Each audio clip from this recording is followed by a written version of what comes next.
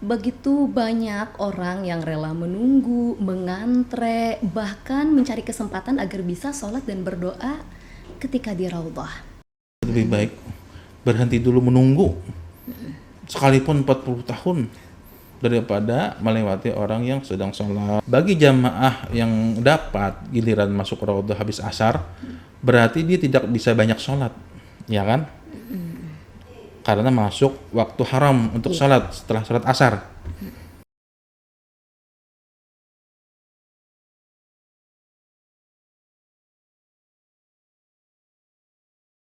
Assalamualaikum warahmatullahi wabarakatuh. Kembali lagi bersama saya Nur Izzatil Hasanah dalam Kentang Saji Podcast. Ruang berbagi inspirasi, informasi dan cerita seputar umroh dan haji. Sahabat sekalian, siapa di antara kita yang tidak ingin mendapat kesempatan beribadah di Raudhah? Sebuah tempat yang begitu dirindukan, baik itu jamaah haji ataupun jamaah umroh. Begitu banyak orang yang rela menunggu, mengantre, bahkan mencari kesempatan agar bisa sholat dan berdoa ketika di Raudhah. Namun karena begitu besar keinginan untuk mendapatkan kesempatan beribadah di Raudhah, ada beberapa hal yang mungkin kurang tepat ketika kita lakukan selama di sana. Bersama saya sudah ada narasumber yang insya Allah akan mengupas tentang khususnya adab-adab selama kita berada di Raudhah ini. Beliau adalah Ustadz Haji Muhammad Irhami LCMM, yang mana beliau adalah praktisi haji dan umroh, dan beliau sekaligus owner dan direktur utama PT Ma'ali Wisata. Assalamualaikum warahmatullahi wabarakatuh, Ustaz. Waalaikumsalam warahmatullahi wabarakatuh. Bagaimana kabarnya siang hari ini, Ustaz? Alhamdulillah sehat walafiat. Alhamdulillah. Baik Ustaz, sebelum kita lebih jauh ya Ustaz mengenai adab-adab selama di Raudhah, nah sebagai pembuka mungkin Ustaz bisa menjelaskan kepada sahabat sekalian, pemirsa Kentang Saji Podcast, apa sih sebenarnya Raudhah itu dan mengapa tempat ini menjadi begitu istimewa, Ustaz? Ya. Bismillahirrahmanirrahim. Alhamdulillahirabbil alamin. Allahumma shalli wa sallim mubarik ala sayyidina Muhammad wa ala alihi wa sahbihi ajma'in. Amma ba'd.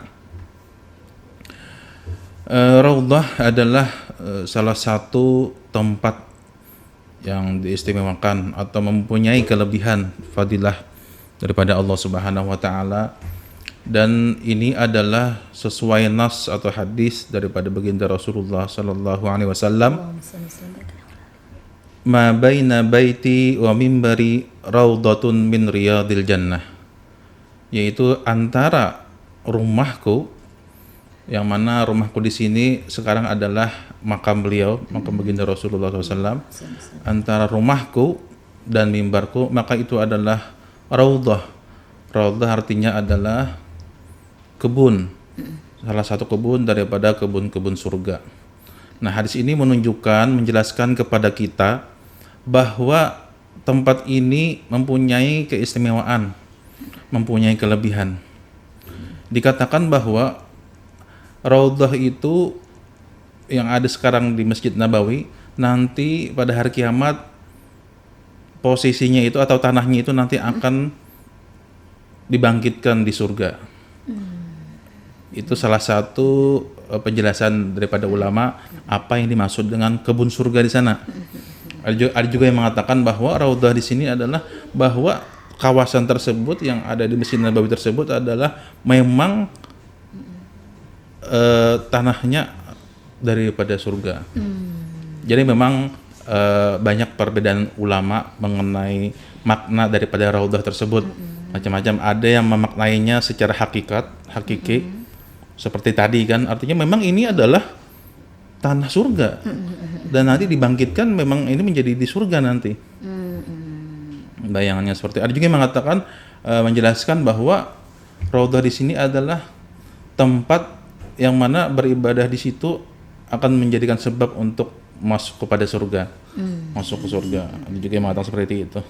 Ya, intinya adalah Raudhah ini merupakan suatu tempat yang sangat istimewa yang berada di Masjid Nabawi ya, yang mana ukurannya itu kurang lebih sekitar 300-400 meter, kurang lebih daripada 15 kali 15 meter dikali 25-an mungkin ya, sekitar itulah, kurang lebih 300-400 meter. Inilah yang menjadi idaman setiap jamaah umrah untuk bisa berkunjung atau berziarah ke tempat tersebut, untuk bisa memasuki tempat tersebut sehingga bisa melaksanakan ibadah di dalamnya.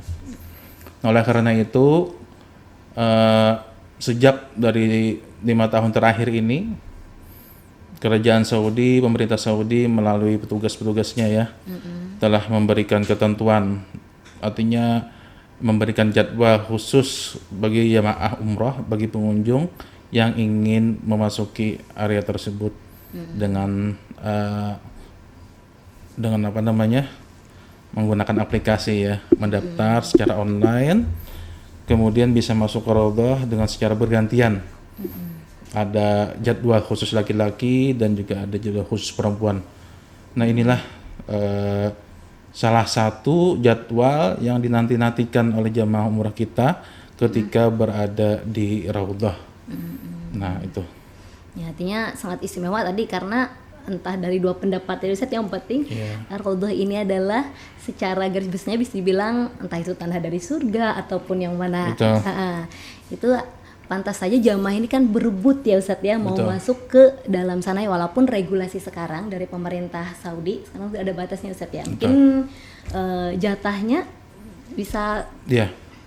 Kalau jatahnya kan kalau kita lihat biasanya untuk perempuan itu startnya itu mulai setelah salat subuh, sekitar jam 6 subuh sampai jam 11, biasanya seperti itu untuk jadwal perempuan. Adapun laki-laki biasanya dari pukul 11 pagi sampai malam, jam 9 malam. Jadi kalau kita lihat secara presentasinya memang lebih banyak jadwal laki-laki ya, lebih banyak jadwal laki-laki. Tapi alhamdulillah sejak adanya peraturan dari Saudi ini dengan secara bergantian dan sekarang dengan menggunakan aplikasi nusuk namanya, sehingga jamaah itu bisa mendapatkan jatahnya masing-masing. Artinya tidak ada lagi seperti antrian seperti 5 tahun sebelumnya, yang mana bagi mereka jamaah yang lebih kalau bahasa kita tuh lebih cangkal lah, lebih siap apa namanya, yang lebih siap ngantri panjang, siapa yang siap berdesak-desakan, siapa yang lebih kuat duduk di sana, maka dia yang lebih paling dapat jatah di sana. Begitulah. Iya, nah Ustadz, karena tadi diburu ya Ustadz ya, artinya kan setiap orang pengen punya kesempatan untuk beribadah di Raudhah. Nah, cuman Ustadz ya, sering kita temui untuk jamaah-jamaah ini ketika berada di Raudhah, ini kan tempatnya yang mulia ya Ustadz ya, jelas mulia Ustadz. Nah, kemudian ya mungkin tadi karena jamaah ini menganggap sesuatu yang istimewa, artinya ini kita harus benar-benar memanfaatkan kesempatan ya Ustadz ya, yang pada akhirnya jamaah itu mungkin kebanyakan ada orang yang lagi sholat diterobos aja Ustadz ya, kemudian mungkin memaksakan diri nih berdesakan mungkin mencari tempat-tempat tertentu yang ingin dituju, padahal kan tadi sudah dijadwalkan ya Ustadz ya untuk sekarang. Tapi misalnya memaksakan tetap aja misalkan mau menuju tempat tertentu yang dianggap mungkin sangat istimewa ya Ustadz ya. Nah, mungkin dari hal ini Ustadz, apa sih sebenarnya yang harus kita lakukan ketika ada orang yang sedang sholat Ustadz? Memang karena ini berkaitan dengan sesuatu tempat yang mulia, maka dari kita seyogyanya juga menanamkan nilai-nilai adab ketika memasuki tempat tersebut ya kan. Kalau boleh dikatakan Raudhah itu kan, kalau bisa dikatakan bahwa Raudhah itu adalah lubnya itu dalam bahasa Arab itu artinya intinya daripada masjid ya kan. Posisinya itu memang berada di tengah, posisinya itu memang berada antara mimbar Nabi dan makam Nabi. Maka daerah situlah yang mempunyai keistimewaan ini.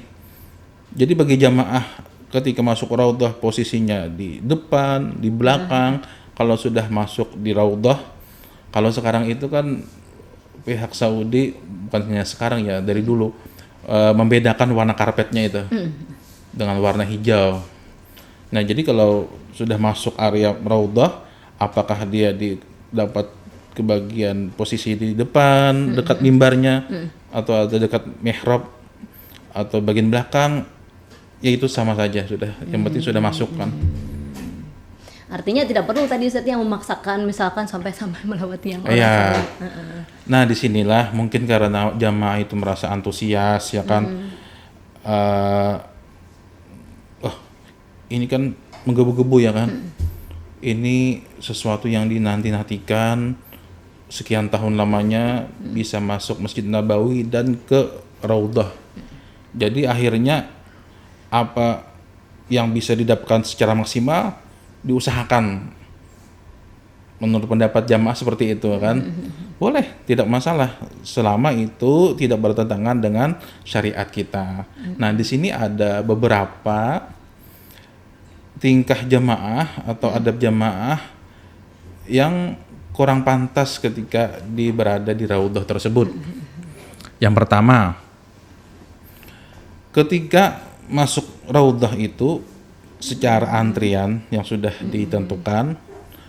Nah, ketika masuk kawasan raudhah tersebut, maka tentunya nanti ada kebagian tempat yang bagian depan, bagian samping, yang bagian belakang ya kan.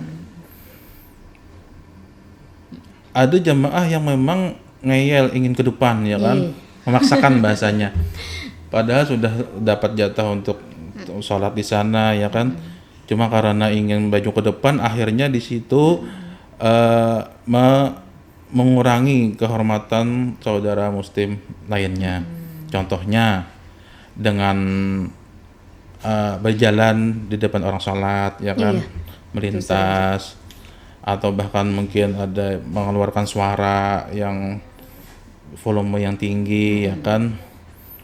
Biasanya kita pernah mendengar kalau waktu di Masjid Nabawi itu, ini khususnya ya, ketika jadwal perempuan tuh kita dengarkan biasanya perempuan ini suaranya tinggi-tinggi, teriak-teriak. Nangis-nangis gitu, melolong-melolong.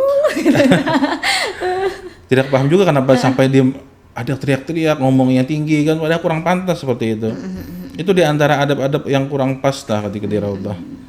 Nah, yang kita bahas ini di antaranya tadi itu adalah memaksakan ke tempat yang menurut dia ya, menurut dia itu lebih afdal ya. Padahal afdal semua ya tadi kan. Ya kawasan raudhah ini tadi ya, Ustaz ya. Mau di depan, mau di belakang, Oke, mau di mana. misalnya mau ke depan, serahkan nggak masalah. Cuma ya tadi menjaga adab, jangan sampai satu melewati orang salat ya kan. Padahal ancaman melewati orang salat ketika orang salat itu sangat luar biasa. Jadi ada hadis Nabi SAW, "Lau ya'lamul mar'u baina yadil musalli madza alaihi lakan ayyaqifa arba'ina khairan lahu min ayyamura alaihi." Kamaran Nabi SAW. Jadi berkata Nabi, seandainya mengetahui seseorang yang melewati orang yang sedang salat, maka berhenti baginya itu 40. Nabi bersabda 40.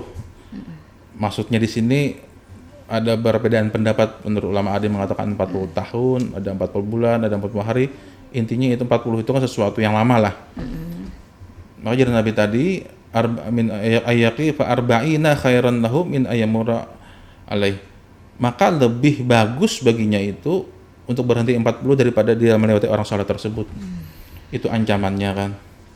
Jadi kalau kita seksama mempelajari atau menyimak hadis tersebut, orang yang melewati itu lebih baik stop ya kan, istilahnya itu lebih baik berhenti dulu menunggu sekalipun 40 tahun daripada melewati orang yang sedang sholat. Itu satu orang lah, ini langsung satu sep dilewati semuanya. Nah ini menggugurkan atau tidak seimbang lah. Sedangkan di Raudah kita ingin mendapatkan pahala yang besar, tapi di situ kita juga ada melanggar ketentuan hadis Nabi. Makanya kalau kita lihat biasanya mungkin pernah melihat ketika orang sholat dimanapun sebenarnya ini ya, ketika ada orang yang ingin melewati kita dan kita dalam keadaan sholat, kita disunatkan untuk menahan orang tersebut. Jangan sampai melewati. Iya, maksudnya seperti ini, ketika dalam sholat langsung ditahan, jangan sampai dia melewati kita sholat. Satu, supaya kita tidak terganggu dan jamaah lain juga tidak terganggu ya melewati orang sholat. Yang kedua, supaya dia tidak terkena dosa. Kan dosanya besar sekali tadi. Ancamannya ngeri Ustaz. Ancamannya, seandainya mengetahui orang yang melewati orang sholat itu, lebih baik bagi dirinya kata Nabi untuk menahan 40. Kita artikan misalnya 40 hari saja, lebih baik daripada dia melewati orang sholat itu. Zamannya. Iya, itu Ustaz ya, kekeliruan ya Ustaz ya, atau kesalahan-kesalahan yang umumnya sering dilakukan oleh jamaah. Ya, tadi kita berada di tempat yang mulia, seharusnya kita juga mengutamakan adab-adab, salah satunya seperti tadi. Apalagi tadi sampai melanggar syariat ya Ustaz itu ya. Itu banyak sebenarnya. Melewati orang sholat itu kan memang ada ketentuannya juga sebenarnya. Dan ada syaratnya juga. Maksudnya seperti ini. Orang sedang sholat itu, yang pertama dia sedang sholat, yang kedua ada penghalang di depannya. Penghalang orang yang sedang sholat itu bisa berupa tiang atau orang lain yang berdiri di depannya. Itu sudah menjadi sutra. Sutra itu artinya ada pembatas. Sedangkan di Raudhah itu kan kita lihat memang ada pembatasnya. Iya. Yaitu saf-saf yang sudah tersusun rapi itu. Jadi saf di depan itu adalah pembatas saf bagian di belakang. Nah itu tidak boleh dilewati sebenarnya. Apalagi menerobosnya banyak lah lewatinya 1, 2, 3 orang. Nah itu ancamannya sangat luar biasa. Nah jadi bagi jamaah yang ingin mengambil tempat tertentu di Raudhah dipersilahkan, tidak masalah. Tidak masalah. Kan mungkin mereka berpikir, jamaah berpikir ini ada kesempatan kan yang sangat jarang. Cuma dengan melihat adab-adab di Raudhah tersebut. Lihat kondisi sekitar ya Ustaz ya, sikonnya, apakah ada orang yang sholat tadi depan. Betul. Atau misalkan daripada karena ingin melewati atau mau ke tempat tertentu Ustaz, pada akhirnya mendesak orang lain sampai mendorong-dorong. Iya, mendorong-dorong juga. Di antara adab yang perlu diperhatikan. Mungkin cari celah jalan yang lain. Cari jalan yang dimana orang yang selesainya, yang mana sholatnya sudah selesai kan bisa mencari. Bisa saja, tidak masalah. Jangan sampai mendorong ya kan. Jangan sampai misalnya melangkahi orang yang sedang sholat, itu sangat lagi sujud tiba-tiba ada yang lewat. Ya. Astagfirullah. Kemudian juga Ustaz yang mungkin pernah menemui atau mungkin juga pernah terjadi ya, karena tadi kan untuk Raudhah entah itu yang lewat aplikasi ya Ustaz, atau mungkin jamaah mengusahakan sendiri mungkin untuk masuk ke sana. Nah kan kalau secara syariat kan kita punya ketentuan ya Ustaz, ada istilahnya sholat yang diharamkan di waktu-waktu tertentu. Nah bagaimana Ustaz kalau misalkan jadwal masuk ke Raudhahnya itu setelah sholat asar Ustaz? Apa yang harus dilakukan sama jamaah? Iya. Amalan-amalan yang sebaiknya dilakukan seseorang ketika di Raudhah itu memang banyak ya kan. Pertama adalah tentunya sholat, karena keberadaannya adalah di Masjid Nabawi, yang mana sabda Nabi SAW, sholat di masjidku ini kata Nabi adalah lebih afdal daripada 1000 rakaat kecuali Masjidil Haram, karena di Masjidil Haram itu keutamaannya adalah 100.000 kali lipat. Nah dari hadis ini kan sholat adalah amalan utama ketika di Masjid Nabawi. Dan pastinya jamaah tuh menyempatkan mau sholat. Ya mau sholat, apalagi di Raudhah ya kan, jarang-jarang. Jadi ingin sholat di Raudhah ya silakan. Jadi ketika masuk Raudhah itu sholat. Namun ketika waktu kita masuk di raudhah itu setelah asar, maka hendaknya dia itu tidak mengerjakan sholat sunat kecuali sholat sunat yang diperbolehkan setelah asar. Ada beberapa sholat yang dilarang atau yang dilarang untuk dikerjakan setelah asar dan juga setelah subuh. Jadi dalam fikih itu dikatakan ada 5 sholat, ada 5 waktu, ada 5 waktu yang diharamkan. Yang pertama adalah setelah sholat asar, yang kedua adalah ketika matahari terbenam, yang kedua, yang ketiga setelah mengerjakan sholat subuh, yang keempat ketika matahari terbit, dan kelima ketika matahari di ufuk, artinya di atas kepala kita ya, di tengah-tengah 0 derajat. Nah, jadwal raudhah di situ untuk laki-laki khususnya ya, itu ada jadwal raudhah dari jam 11 sampai jam 9 malam. Bagi jamaah yang dapat giliran masuk raudhah habis asar, berarti dia tidak bisa banyak sholat, ya kan? Karena masuk waktu haram untuk sholat setelah sholat asar. Cuma ada beberapa sholat yang diperbolehkan, yaitu diantaranya adalah sholat sunat tahiyatul masjid. Nah, jadi sholat sunat tahiyatul masjid itu boleh dikerjakan setelah sholat asar. Nah, karena kan masuk ya, saatnya masuk ke masjid gitu. Ya, karena kan biasanya setelah antrian itu kan masuk masjid ya kan. Karena masuk masjid dia lalu akhirnya sembahyang sholat tahiyatul masjid. Berarti cuma satu sholat itu aja Ustaz yang boleh? Ya. Artinya sebenarnya ada beberapa sholat yang dibolehkan. Di antaranya juga adalah sembahyang sunat wudu. Cuma kan di dalam ketika itu tidak pas kan sembahyang sholat wudu kan. Jadi paling pas itu adalah sholat sunat tahiyatul masjid. Nah, bagi jamaah yang keberadaannya sudah di masjid, berarti tidak ada sholat tahiyatul masjid lagi. Berarti dia masuk raudhah langsung duduk. Iya kan? Iya. Tapi biasanya jamaah memang antrinya dari luar ya kan. Antri di masjid dulu biasanya, kalau laki-laki ya. Antri di luar, habis di luar tuh masuk masjid dulu dia. Untuk antri di dalam masjid untuk masuk raudhah. Setelah waktu sampai, jamaah dipersilahkan untuk berdiri, kemudian dia itu keluar masjid dulu. Keluar masjid, kemudian masuk masjid lagi. Disitulah dia untuk melaksanakan sembahyang tahiyatul masjid. Nah, jadi cuma 2 rakaat dia bisanya. Nah, kalau misalkan tidak ada lagi Ustaz ya, setelah sholat tahiyatul masjid, mungkin kan bagi yang di luar daripada jadwalnya di luar daripada setelah sholat asar, mungkin ada yang sholat taubat, salat hajat dan lain-lain Ustaz. Apa sih sebenarnya yang bagus diamalkan Ustaz? Intinya sembahyang sholat sunat sebenarnya.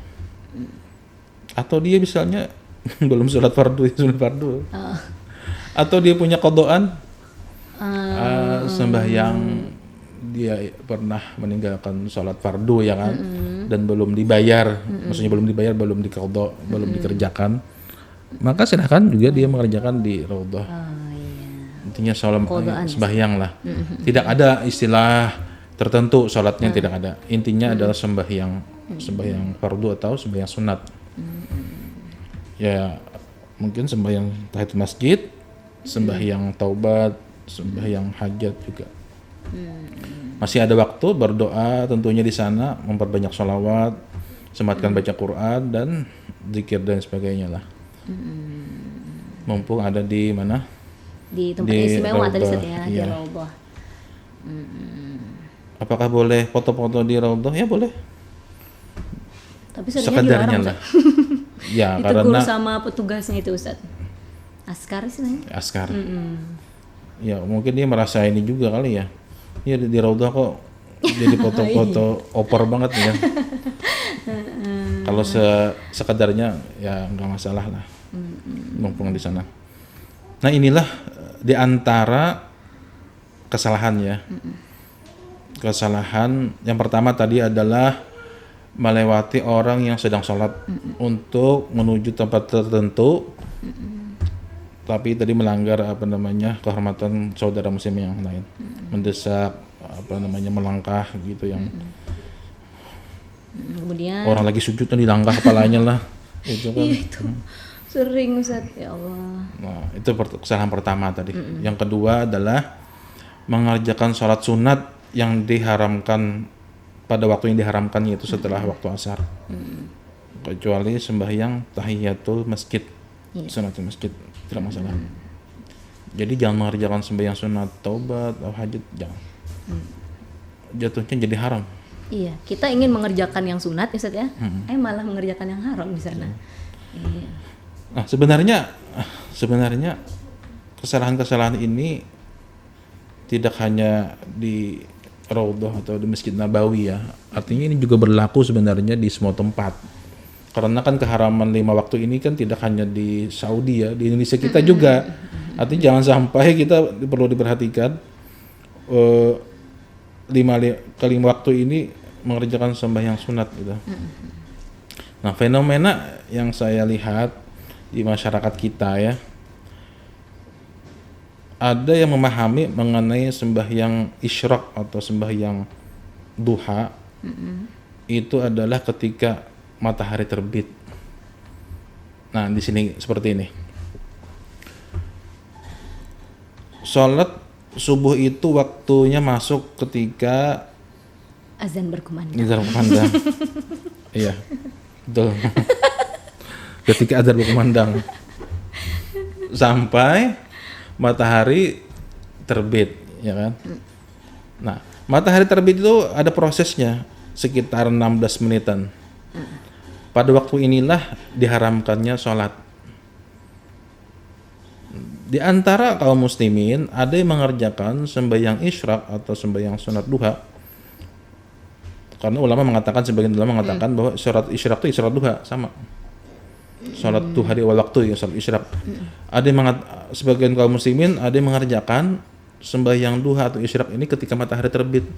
Padahal baru terbit ya, belum sampai 4 derajat atau setinggi dalam bahasa fikih itu. Belum sampai matahari itu benar-benar terbit menyeluruh sampai 16 menit tersebut belum sampai, baru terbit sudah melaksanakan sembahyang sunat, maka itu juga mengerjakan sholat sunat di waktu yang diharamkan. Kalau secara hukum gimana itu Ustaz? Sunat tapi diharamkan? Ya, tidak sah ya. Tidak sah ya. Tidak sah.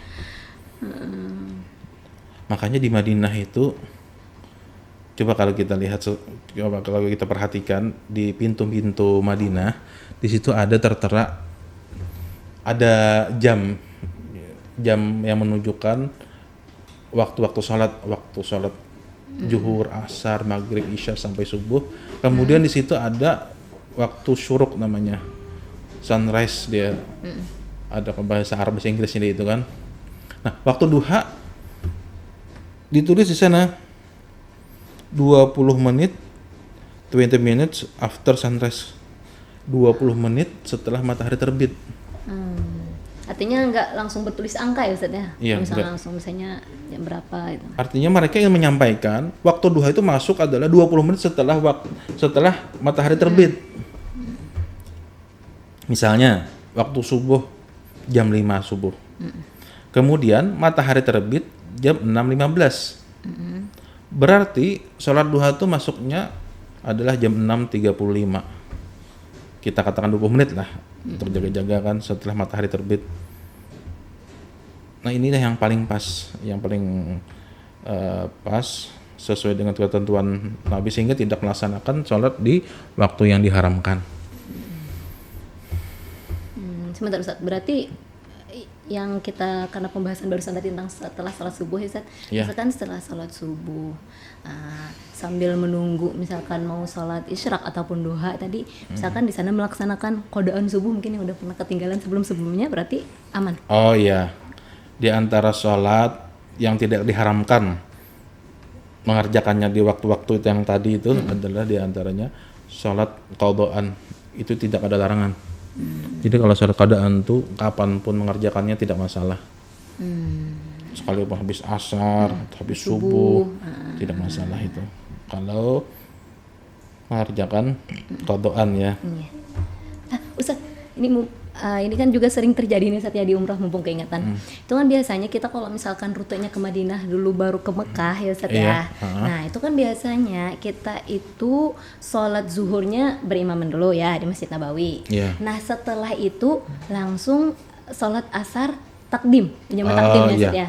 Betul. Nah kemudian nanti kan jalanlah ke Bir Ali ya Ustaz ya, ke Masjid Bir Ali untuk mengambil mikot atau berniat umroh. Betul. Nah, bagaimana itu Ustaz ketika berniat sholat sunat ihram ataupun sholat sebelumnya mungkin tahiyatul masjid, apakah boleh? Karena sebelumnya kan sholat asar tadi Ustaz. Oh betul.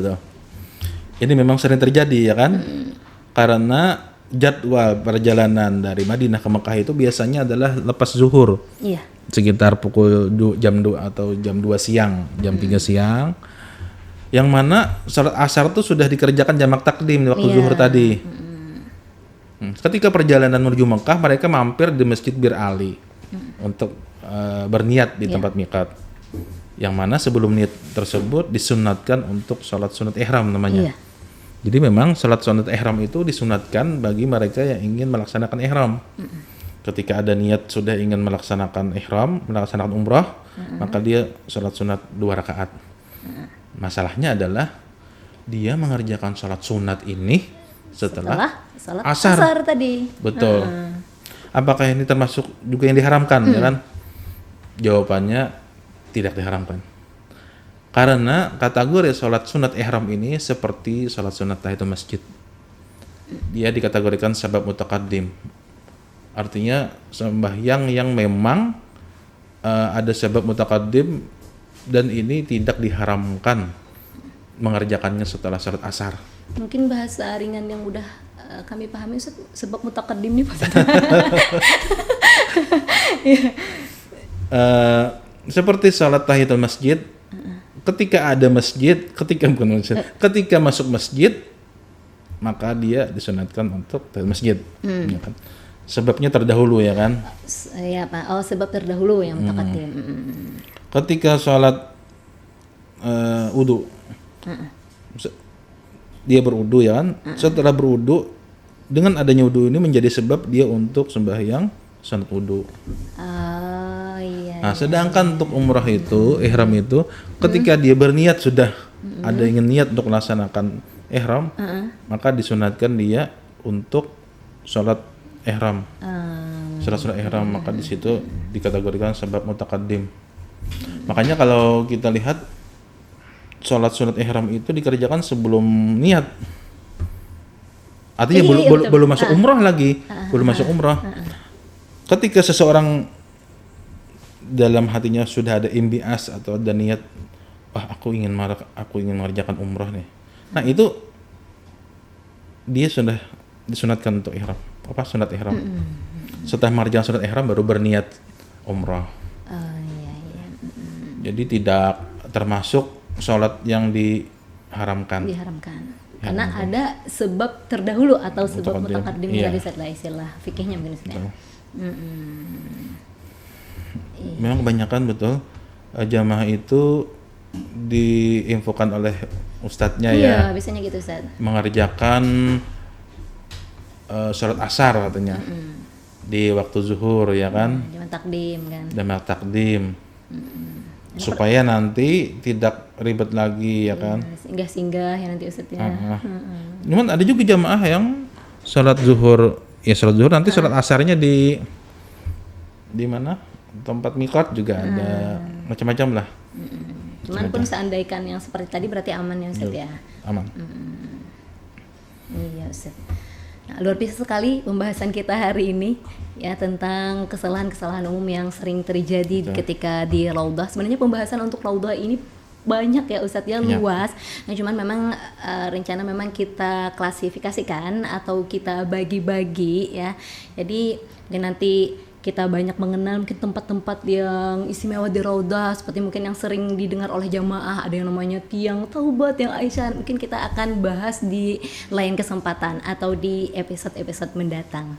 Nah, terima kasih banyak Ustadz sudah sama-sama hadir di kajian pada siang hari ini, dan kepada para pemirsa penonton podcast Kentang Saji, jangan lupa untuk terus menyaksikan Dan jangan lupa follow serta share untuk Ma'ali Channel, akun kami ini yang insya Allah terus berkesinambungan membahas kajian khusus tentang seputar umroh dan haji. Yang memang ini kami agendakan sebagai bekal tambahan untuk jamaah-jamaah yang akan melaksanakan ibadah umroh ataupun haji. Ya, nanti insya Allah lebih panjang lagi Ustaz ya, kita juga akan berbicara tentang haji juga, yang tentu saja pembahasannya lebih luas lagi.